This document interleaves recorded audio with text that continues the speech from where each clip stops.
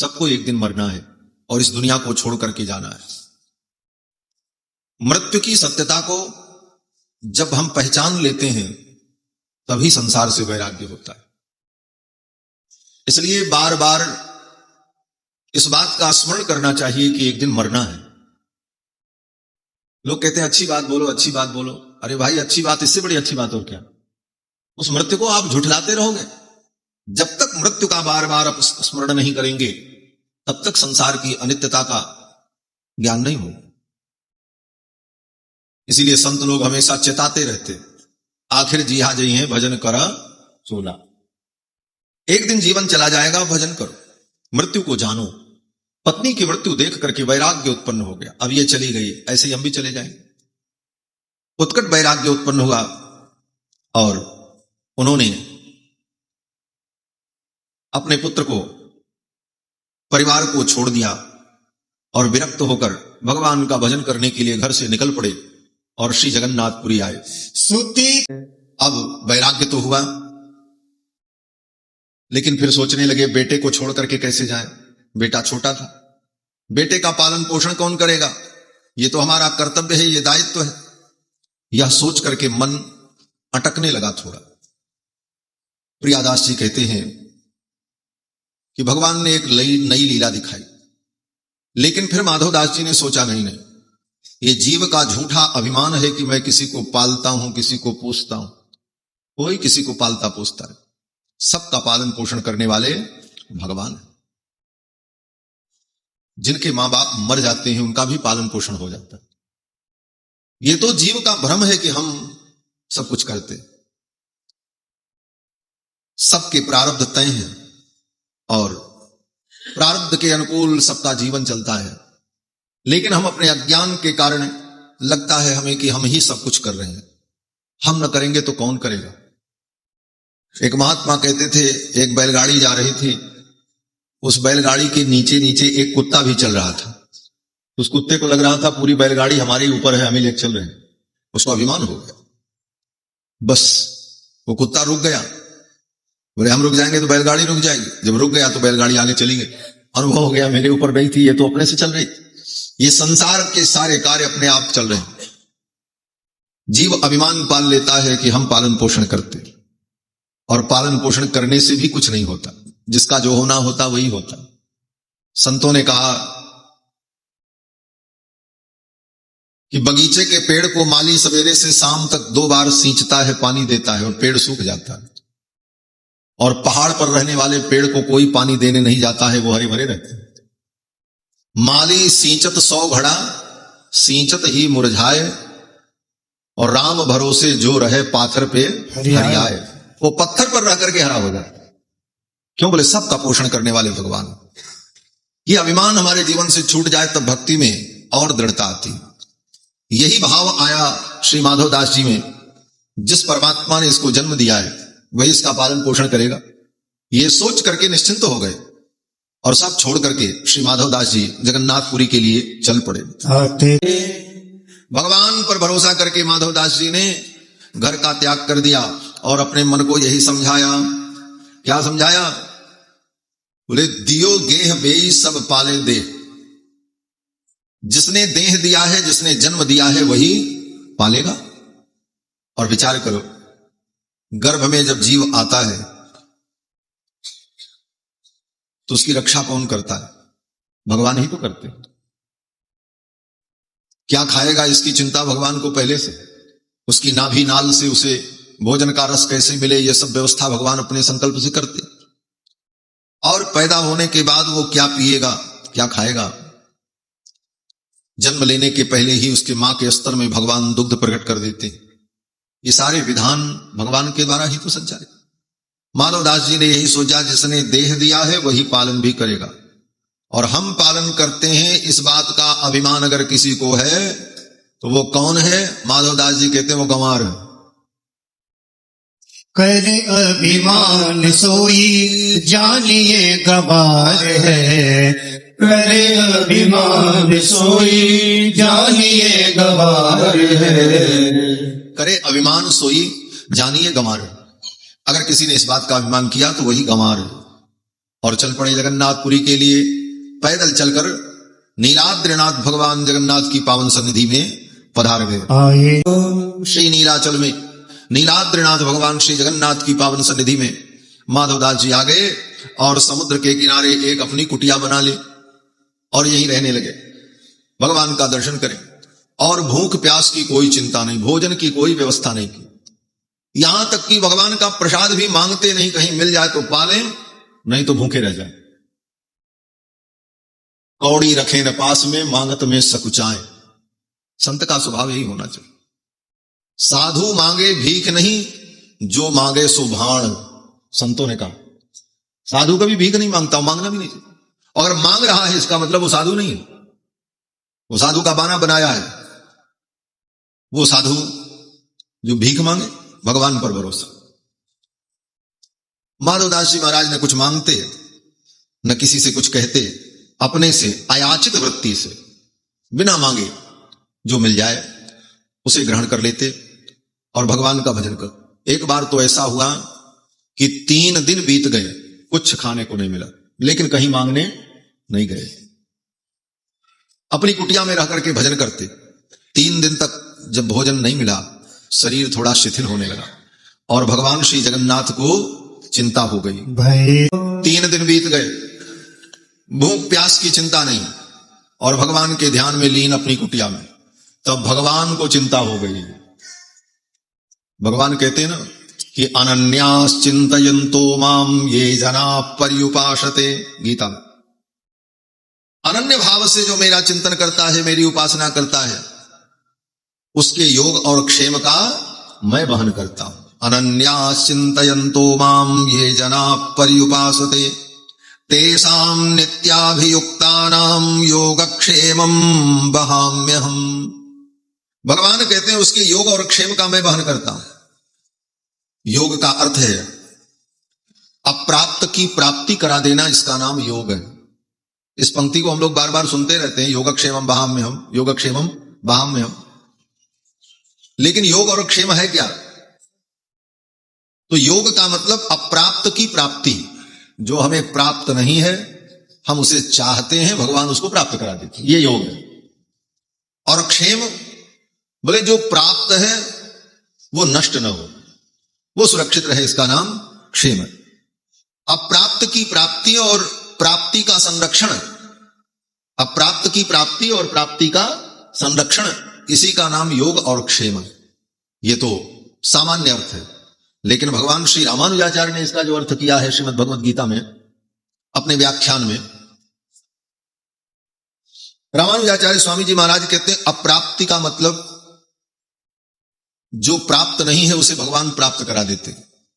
तो जीव को प्राप्त क्या नहीं है, बड़ा सूक्ष्म विचार किया रामानुज स्वामी जी ने। जीव को सब कुछ तो प्राप्त है, अनंत अनंत जन्मों से संसार के सारे भोग जीव को प्राप्त होते रहे।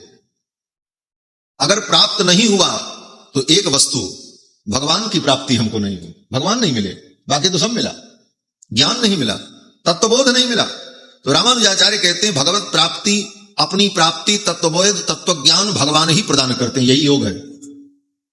और वह सदा सुरक्षित रहे।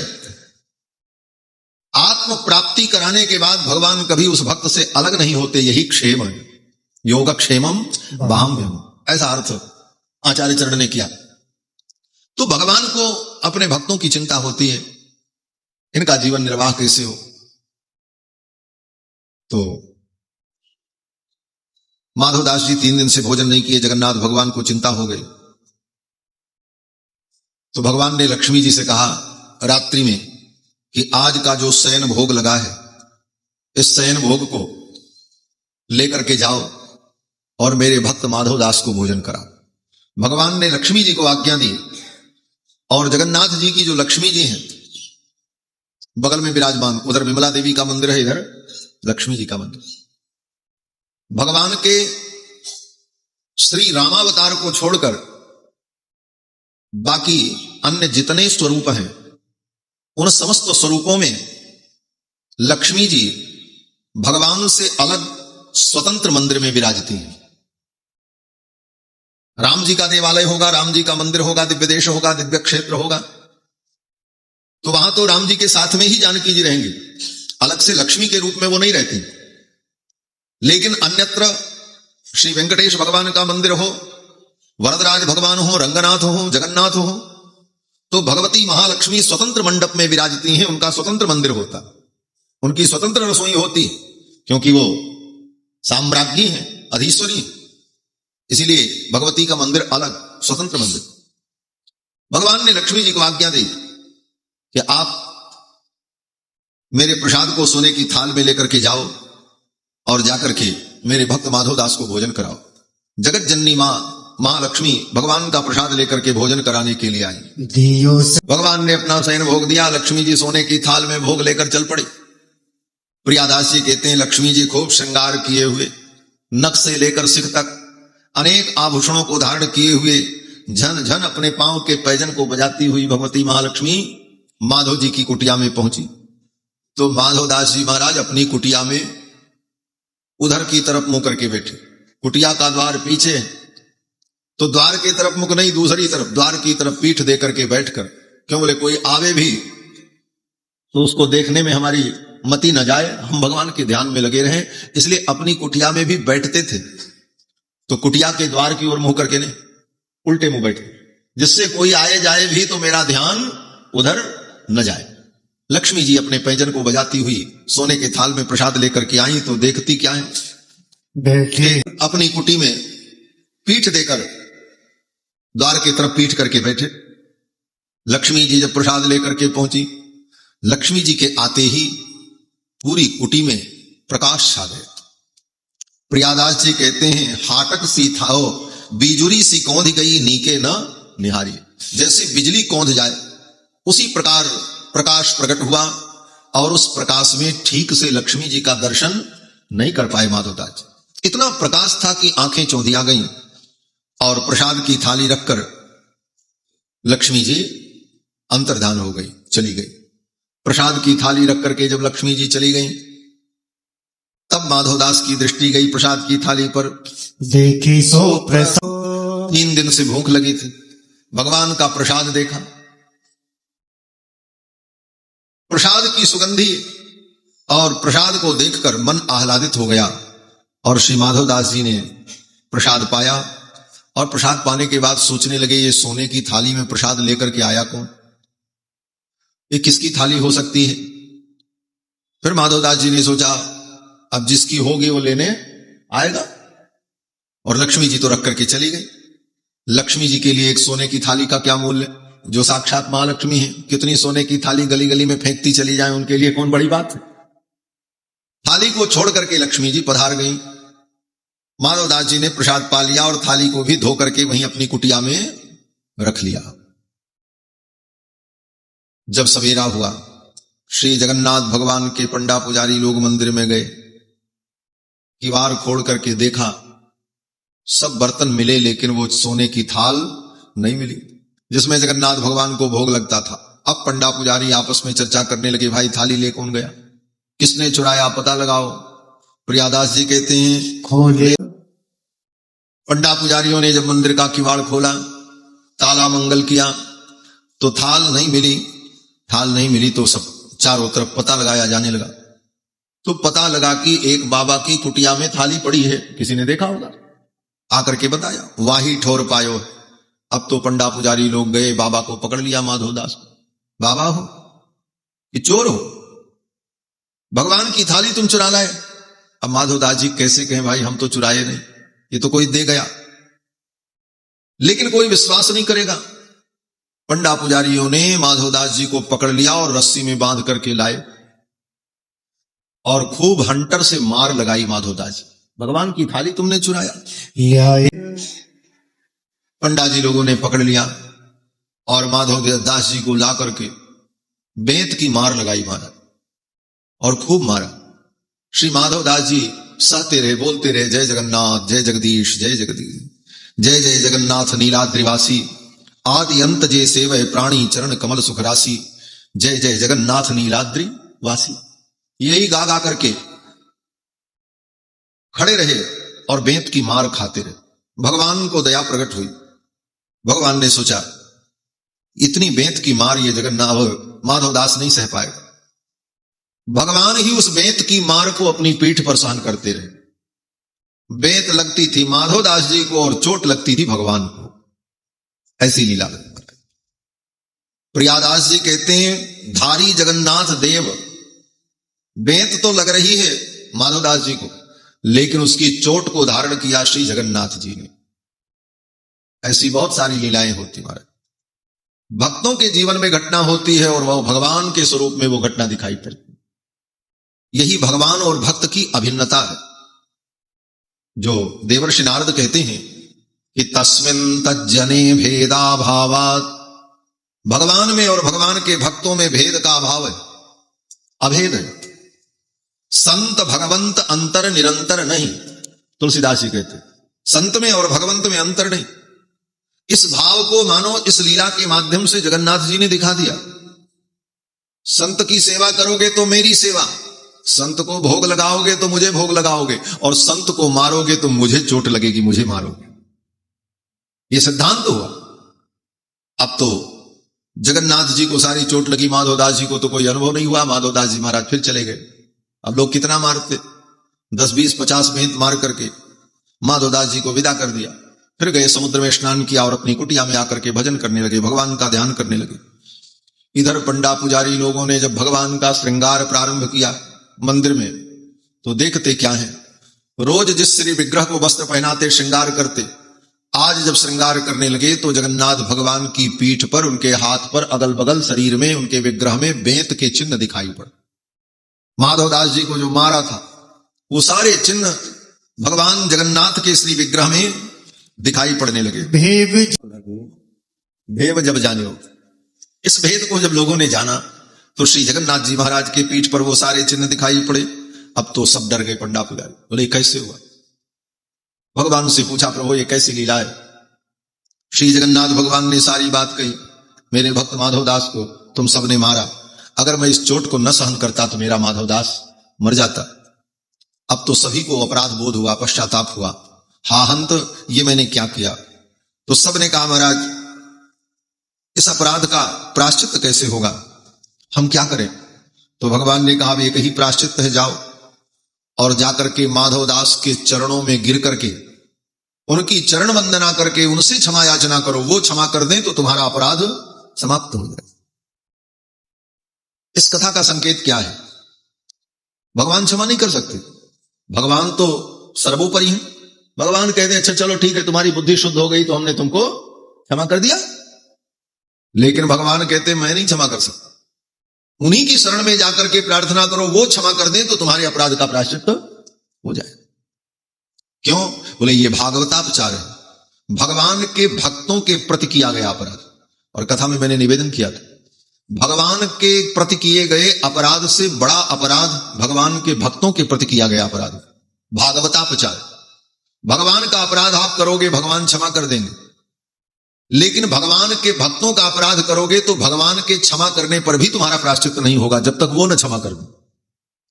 वो भक्त ही क्षमा करेंगे तब उस अपराध का प्रायश्चित होगा। इसीलिए भगवान ने उन पुजारियों से कहा कि आप जाओ और जाकर के उनके चरण में क्षमा याचना करो। कहीं पुण्य आप में ही दियो जब लियो याले, माने अपराध पाओ गली के छिमायो है। कहीं पुण्य आप में ही दियो जब लियो याने, माने अपराध पाओ गली के छिमायो है। कहीं पुण्य आप में। भगवान ने कहा, देखो जिस थाली की चोरी का आरोप लगा करके आप लोगों ने माधवदास को मारा, वो थाली माधवदास ने नहीं लिया था, मैंने ही माधवदास जी के लिए वो थाली और प्रसाद भेजा था। कहीं पुनि आप में ही दियो जब लियो याने, मैंने दिया था तब माधवदास ने लिया था, माधव ने चोरी नहीं की। और आप सबने ऐसा अपराध किया, अब जाकर के चरणों में गिर करके क्षमा मांगो। अब सब पंडा पुरोहित माधवदास जी की कुटिया में आए, दंडवत प्रणाम किया, क्षमा मांगी। माधवदास जी तो प्रसन्न ही थे, साधु तो समाज सदा ही क्षमाशील होता, क्षमा ही साधु का गुण है। साधु को सदा क्षमाशील ही होना चाहिए, कोई अपराध कर भी दे तो उसे भूल जाना चाहिए। बद्ध बैर नहीं रखना चाहिए। हमारे पूज्य स्वामी जी महाराज कहा करते थे, साधु को कभी बद्ध बैर नहीं रखना चाहिए। किसी ने कोई अपकार कर दिया, अनुचित कर दिया, थोड़ी देर उसका प्रभाव बुद्धि में रहा, क्रोध आया, प्रतिकूलता का अनुभव हुआ, लेकिन कुछ देर बाद उसे भूल जाओ। किसी से बैर मत रखो, किसी बात को गांठ बांध करके मत रखो। क्यों बोले, एक बात की गांठ बांधोगे फिर दूसरी बांधोगे, कितनी गांठ बांधोगे? शरीर में एक गांठ बन जाती है तो कैंसर हो जाता है, और बुद्धि में इतनी गांठ बांध बांध करके रखोगे विकारों की, बुद्धि का कैंसर हो जाएगा, बुद्धि ही भ्रष्ट हो जाएगी। इसलिए जीवन में किसी के प्रति बद्ध बैर नहीं रखते। हो गया हो गया, जिसने जो व्यवहार किया, उस समय जैसी परिस्थिति थी, जो जिसकी भावना थी, ईश्वर ने जिसको जैसी प्रेरणा दी, वैसा हो गया, उसे भूल जाओ।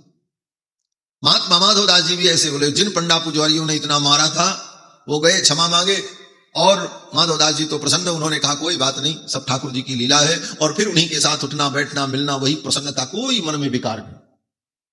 अब तो माधवदास जी की खूब प्रसिद्धि हुई, चारों तरफ माधवदास जी की प्रसिद्धि हो गई। अरे माधवदास जी तो ऐसे सिद्धकोटि के संत हैं, ऐसा ऐसा चमत्कार उनके द्वारा हुआ।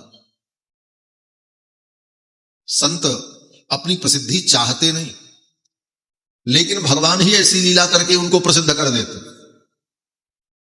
क्यों प्रसिद्ध कर देते हैं? बोले, भगवान की प्रतिज्ञा है कि जे जथा माम प्रपद्यन्ते तास तथैव भजाम्य। जो मुझको जैसे भजता है मैं उसको वैसे भजता हूं। अब भगवान की इस प्रतिज्ञा का बहुत अर्थ है, हर प्रकार का अर्थ है। ये जथा माम प्रपद्यन्ते तास तथैव भजाम्य, जो मुझको जैसे भजता मैं उसको वैसे ही भजता हूं।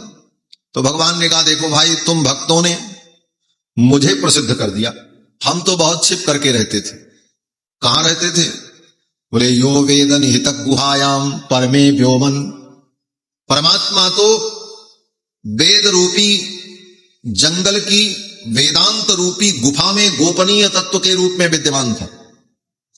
यो वेद निहितम गुहायाम परमे व्योमन, परम व्योम में विराजमान भगवान। लेकिन भगवान के भक्तों ने उनका प्रचार कर दिया, जन जन तक भगवान क्या है ये बता करके उनका विस्तार कर दिया। तो भगवान ने कहा, जब तुमने हमारा विस्तार कर दिया तो अब हम तुम्हारा विस्तार करेंगे। तुमने हमारा प्रचार कर दिया तो हम तुम्हारा प्रचार कर देंगे। जे जथा माम प्रपद्यन्ते तास तथैव भजाम्यहम्। अब तो माधवदास जी की भी खूब प्रसिद्धि हो गई चारों तरफ।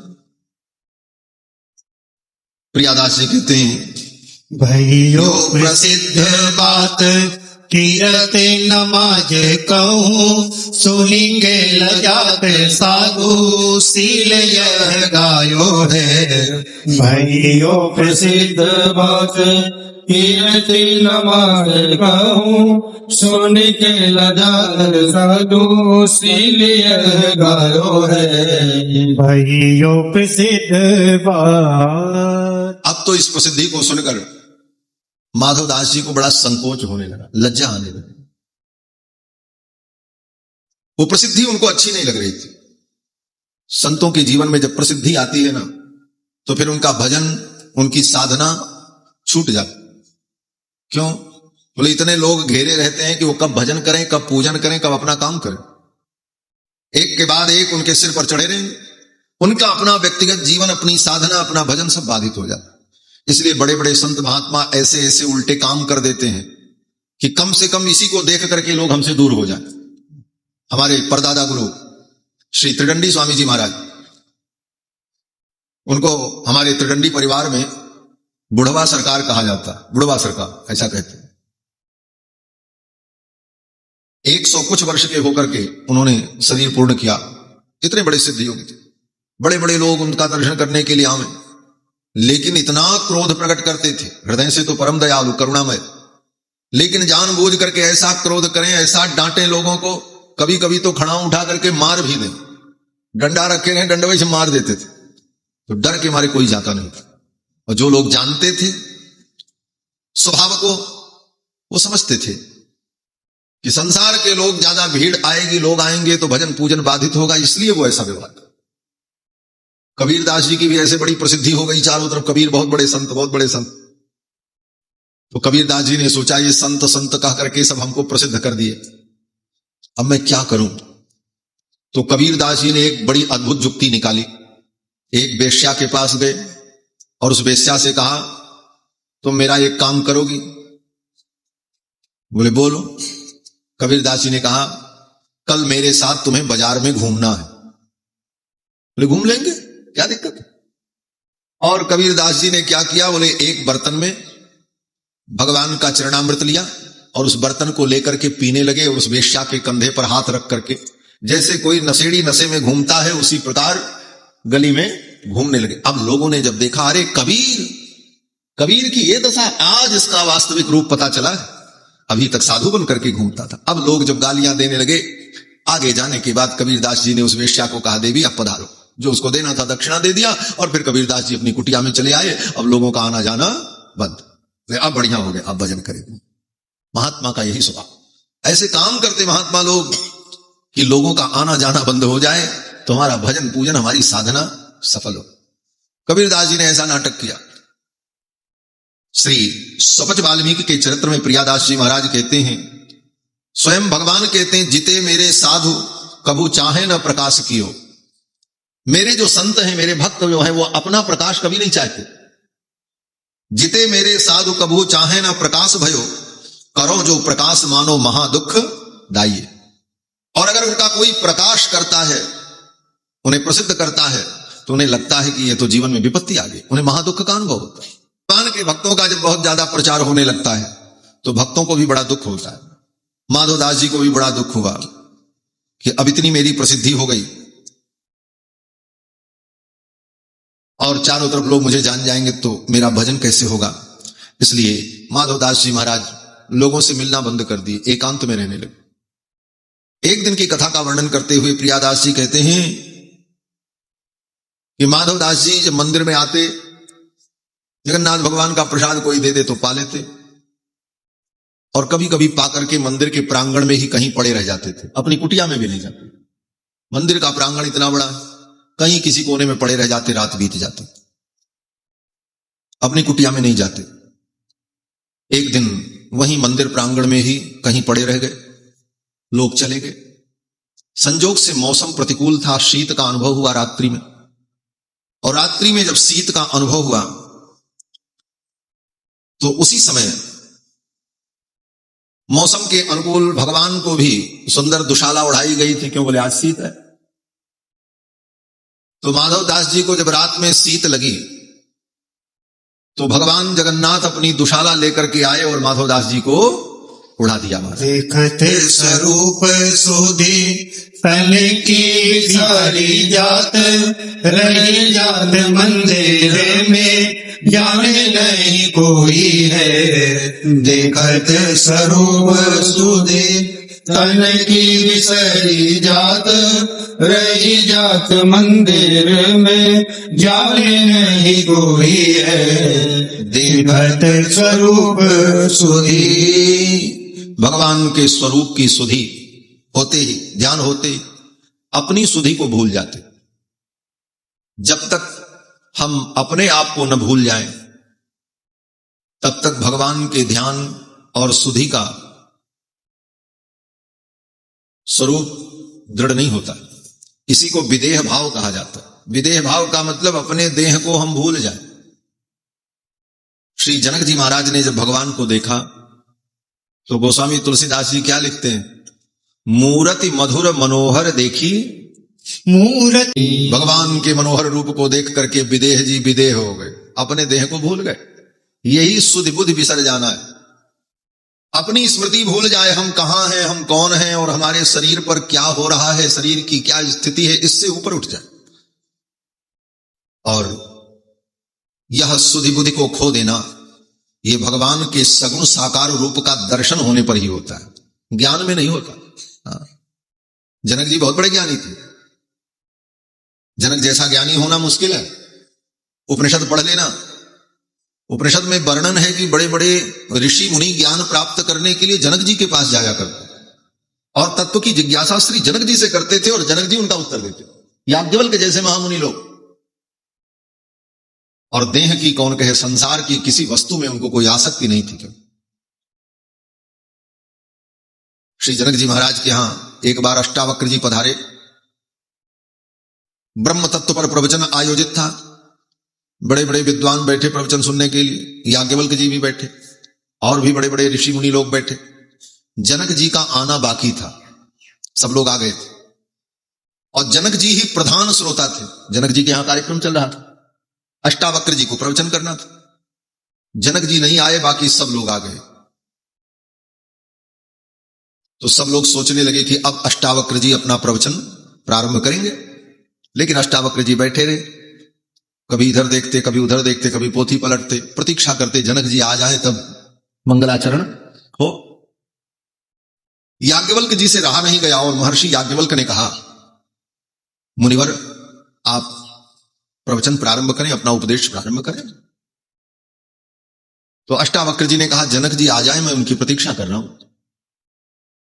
तो याज्ञवल्क जी ने कहा, महाराज आपका प्रवचन तो हम लोग सुनते हैं, हम साधु संत महात्मा लोग। जनक जी तो राजाधिराज हैं, राजकाज से उन्हें फुर्सत मिलेगी तब वो आएंगे प्रवचन सुनने। आपका प्रवचन तो हम लोग सुनते हैं, वो तो केवल आपके सम्मान में आते हैं, बैठ जाते हैं। अष्टावक्र जी ने कहा, ऐसी बात नहीं, मेरा प्रवचन तो केवल जनक ही सुनते हैं और कोई नहीं सुनता। अब तो याज्ञवल्क जी को बड़ा बुरा लगा, हम लोग महात्मा और हम लोग प्रवचन नहीं सुनते। जनक जी ने कहा, मेरा प्रवचन तो अष्टावक्र जी ने कहा, मेरा प्रवचन तो श्री जनक ही सुनते हैं और वही समझते हैं। याज्ञवल्क जी को बड़ा बुरा लगा। तब तक जनक जी उधर से आ गए। जनक जी आए, बैठे, प्रवचन प्रारंभ हुआ। अष्टावक्र जी बोलने लगे। अष्टावक्र जी ने कहा, यतो वा इमानि भूतानि जायन्ते येन जातानि जीवन्ति यं प्रयन्त विषं विशन्ति तद विजिज्ञासस्व तद ब्रह्मेति। श्रुति को उद्धृत किया कि जिससे ये सारा संसार उत्पन्न होता है, जिसके द्वारा पालित होता है और अंत में जिसमें लय को प्राप्त हो जाता है, वो ब्रह्म है। उस ब्रह्म की जिज्ञासा करनी चाहिए, उसे जानना चाहिए।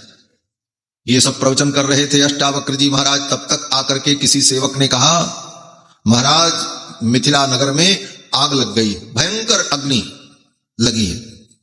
तो जनक जी महाराज ने कहा, ठीक है, अग्नि को बुझाने का प्रयास करो, सेवकों को आदेश दो, अग्नि का शमन करें।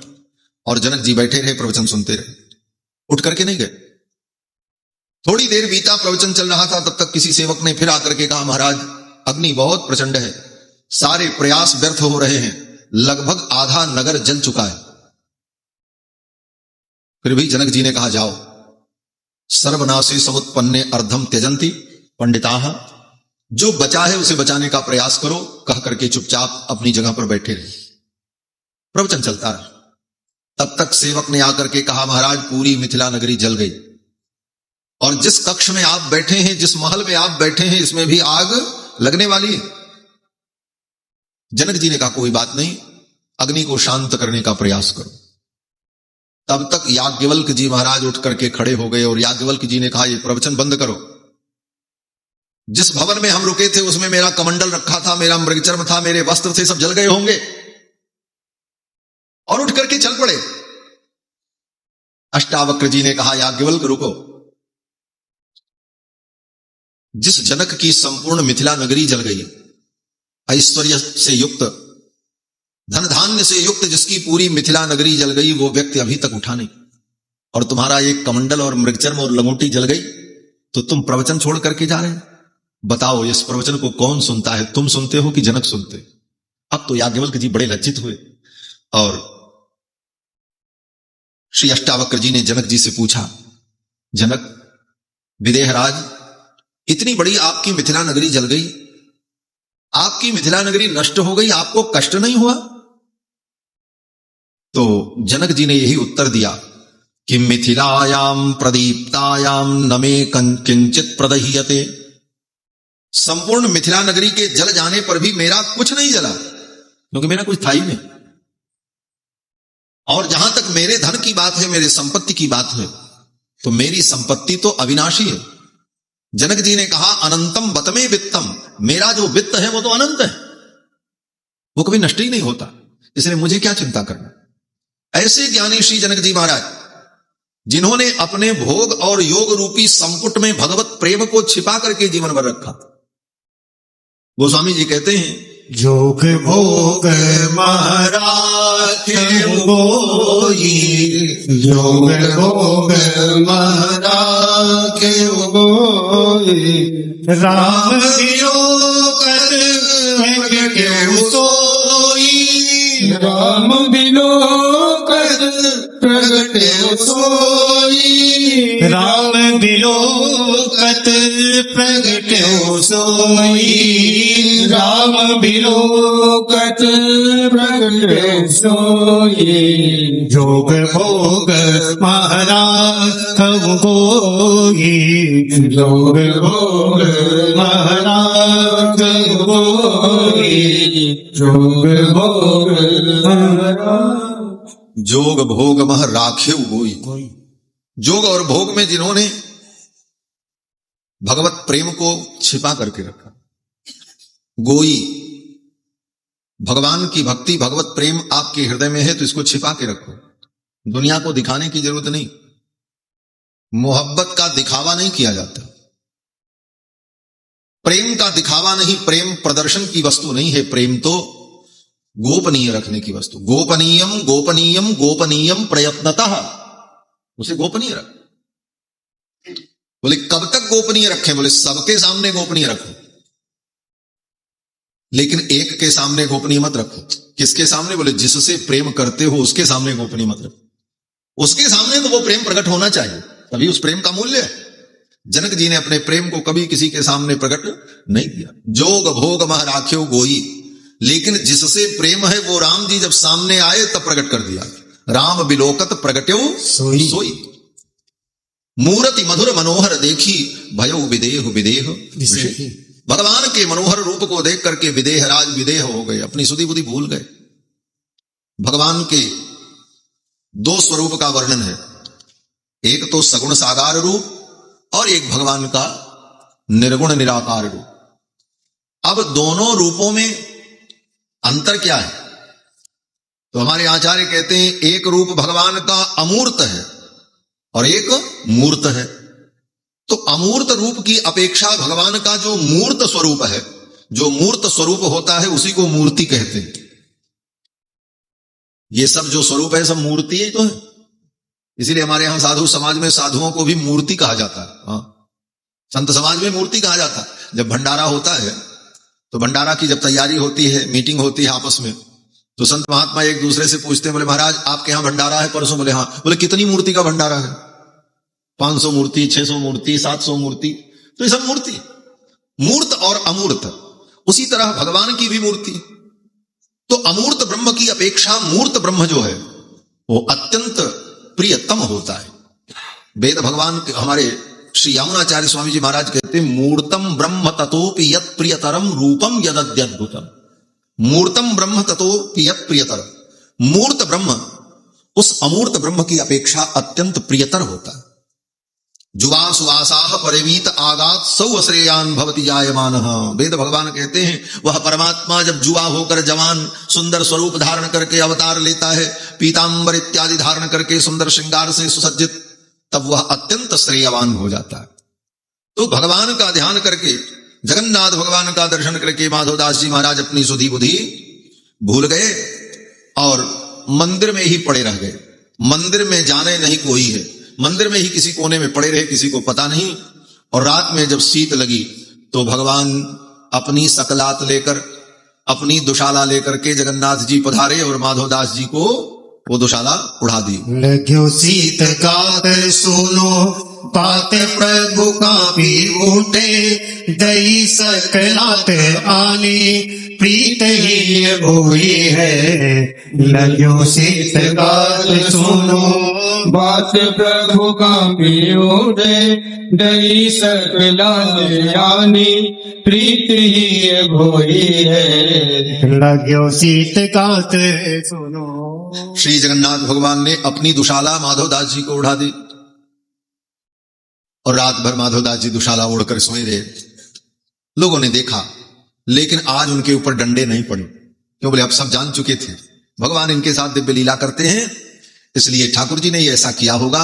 इसलिए भगवान की शाल ओढ़े माधवदास जी बैठे रहे। लोगों ने दर्शन किया, प्रणाम किया, लेकिन किसी ने कुछ कहा नहीं। अब आगे एक बड़ी अद्भुत कथा सुना रहे हैं प्रियादास जी। एक दिन माधवदास जी की तबीयत बिगड़ गई महाराज, और तबीयत जब बिगड़ी तो दस्त होने लगे, बार बार शौच होने लगे।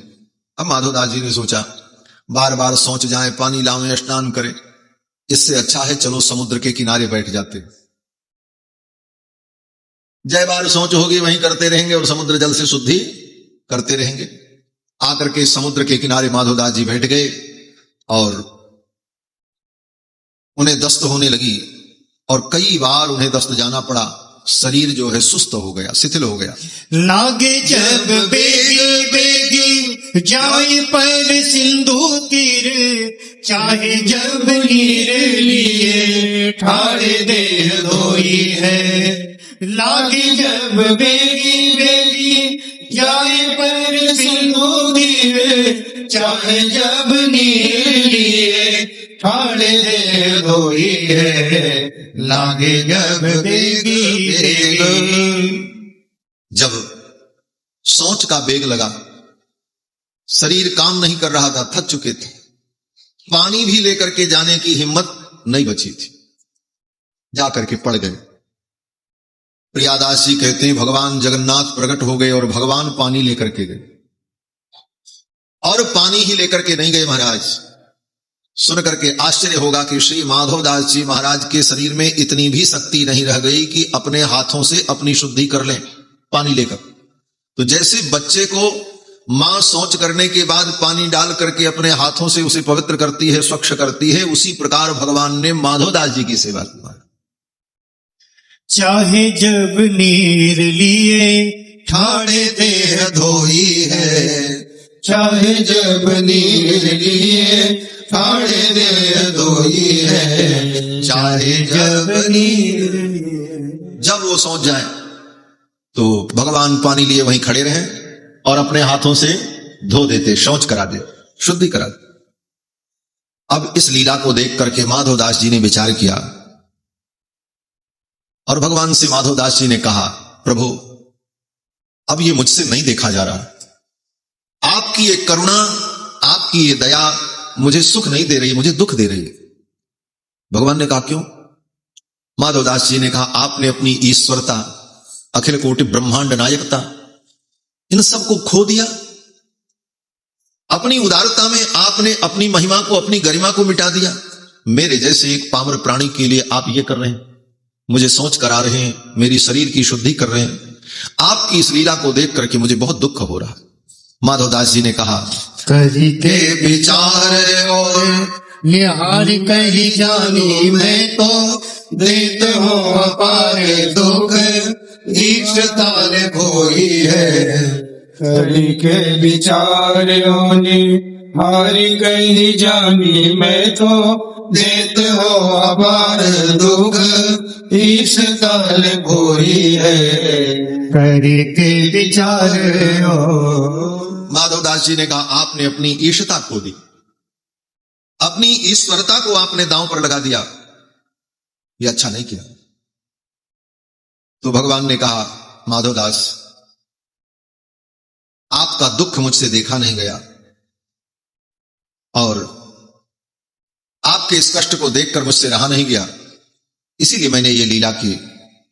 मैं क्या करता?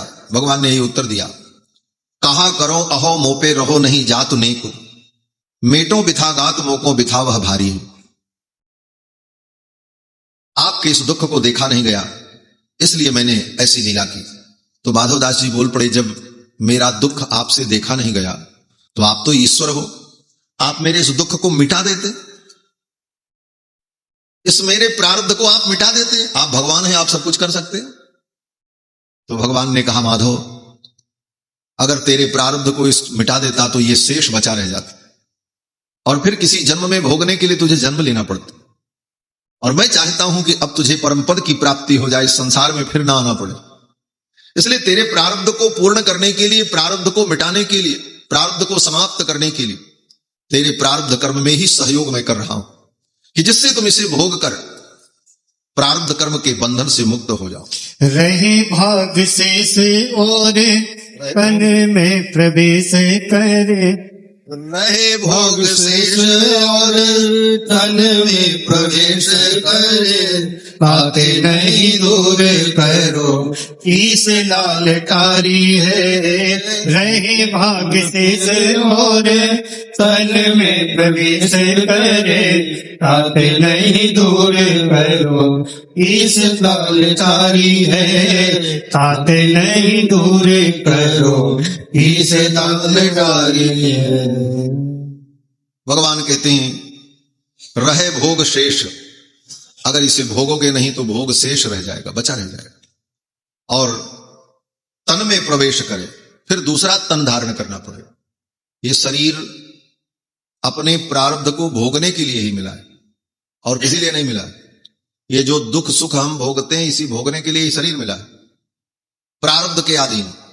और अगर हम आज उससे बचने की कोशिश करेंगे तो हम उसको कल भोगना पड़ेगा, कल नहीं बचेंगे तो परसों भोगना पड़ेगा, भोगना पड़ेगा। अवश्यमेव भोक्तव्यम कृतम कर्म शुभाशुभम, ना भुक्तम क्षीयते कर्म जन्म कोटि शतैरपि। करोड़ों जन्म बीत जाएं लेकिन प्रारब्ध का भोग तो भोगना पड़ेगा। जो प्रारब्ध इस शरीर के लिए मिल चुका है इसको भोग लो, आज नहीं भोगोगे तो कल भोगना पड़ेगा। प्रारब्ध का भोग भोग करके ही समाप्त होता है। वेदांत देशिक स्वामी जी महाराज कहते हैं भगवान की शरणागति कर लेने पर भी प्रारब्ध का नाश नहीं होता, संचित का नाश हो जाता है।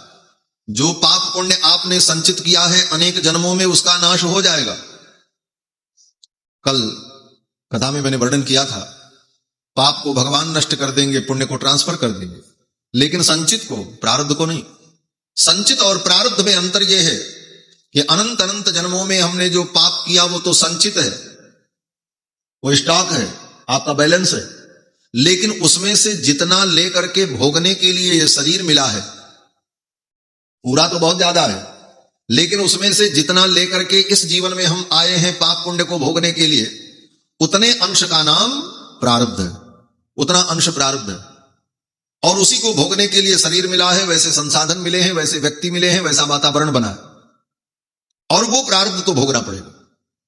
संचित तो नष्ट हो जाएगा, अब बचा प्रारब्ध। बोले प्रारब्ध को इसी शरीर में पूरा कर लो, और इस शरीर में अगर प्रारब्ध को पूरा नहीं किया तो फिर शरीर धारण करना पड़ेगा। इसीलिए वेदांत देशिक स्वामी जी कहते हैं प्रारब्धेतर पूर्व पापम अखिलम प्रामादिकम चोत्तर। प्रारब्ध से इतर जो कर्म है उनका नाश हो जाता है शरणागति के द्वारा, लेकिन प्रारब्ध तो भोगना ही पड़ता है। शेष बचा रह जाए तो फिर शरीर लेना पड़ेगा। रहे भोग शेष और तन में प्रवेश करे, फिर तो दूसरे शरीर में इस आत्मा को प्रवेश करना पड़ेगा। ताते नहीं दूर करो, भगवान कहते हैं इसीलिए मैंने तुम्हारे प्रारब्ध को दूर नहीं किया, अपितु तुम्हारे प्रारब्ध के भोगने में मैंने सहयोग किया, इसे भोग करके तुम समाप्त कर लो। एक पंडित जी थे, उनके पास धन नहीं था, बेटी का ब्याह करना था, बेटी जवान हो गई, तो पैसा कहां से लावें कि ब्याह करें। तो पंडित जी को एक युक्ति सूझी कि चले लक्ष्मी जी की आराधना करें, लक्ष्मी जी कुछ कृपा करेंगी तो धन आएगा। गए लक्ष्मी जी की आराधना करने लगे। 6 महीने तक लक्ष्मी जी का अनुष्ठान एक निर्जन में जाकर नदी के तट पर किया। लक्ष्मी जी प्रसन्न हो गई, लक्ष्मी जी प्रकट हुई। लक्ष्मी जी ने कहा वरदान मांगो, क्या चाहिए। तो ब्राह्मण देवता ने कहा मैं बहुत गरीब हूं, अपनी बेटी के ब्याह के लिए मुझे धन की जरूरत है, इसीलिए मैंने आपकी आराधना की। तो लक्ष्मी जी ने कहा जिस बेटी के विवाह के लिए तुमने मेरी आराधना की उस बेटी का ब्याह तो हो गया। बोले कैसे हो गया। लक्ष्मी जी ने कहा तुम इधर तपस्या करने आए और 6 महीने से तुम यहां नदी के तट पर मेरी आराधना कर रहे हो, और तुम्हारे गांव के लोगों को पता चला पंडित जी कहीं चले गए, मर गए, इसलिए गांव के लोगों ने मिलकर के, आपके शुभ चिंतकों ने मिलकर के धन एकत्रित करके बेटी का ब्याह कर दिया। वो तो अपने ससुराल चली गई।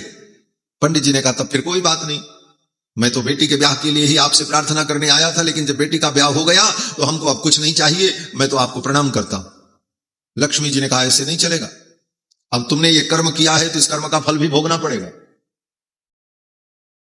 पंडित जी ने कहा हमको नहीं चाहिए, हम तो बेटी के ब्याह के लिए आपसे कुछ चाहते थे और ब्याह तो हो ही गया, अब हमें कुछ जरूरत नहीं।